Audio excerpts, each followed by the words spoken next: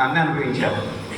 ఏంటండి సౌశీల్యం అంటే పరమాత్మ ఎంతో గొప్పవాడైనప్పటికీ కూడా అరమరికలు లేకుండా తనకంటే తక్కువ వారైనటువంటి అందరితో కూడా అరమరికలు లేకుండా ప్రవర్తించేటువంటి గుణం ఏదైతే ఉందో అది సౌశీల్యం అనేటువంటి గుణం.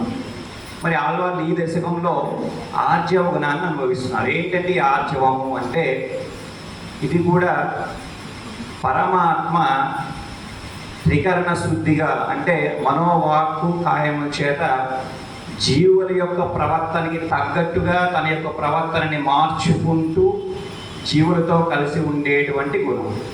అంటే యాక్చువల్గా మనందరూ కూడా ఏం చేయాలి, పరమాత్మ స్వభావం అనుగుణంగా మనం ప్రవర్తించాలి. కానీ పరమాత్మ ఏం చేస్తున్నారు అంటే ఈ జీవుల స్వభావం మనందరి స్వభావాన్ని తగ్గట్టుగా తన స్వభావాన్ని మార్చుకుంటూ అది కూడా త్రికరణ శుద్ధిగా అంటే మనసులో ఏవైతే అనుకున్నాడో దాన్ని మాటల్లో చెప్తూ దాన్నే చేతల్లో చూపిస్తూ జీవులతో కలిసి ఉండేటువంటి స్థితి ఈ యొక్క ఆర్జవ గుణం.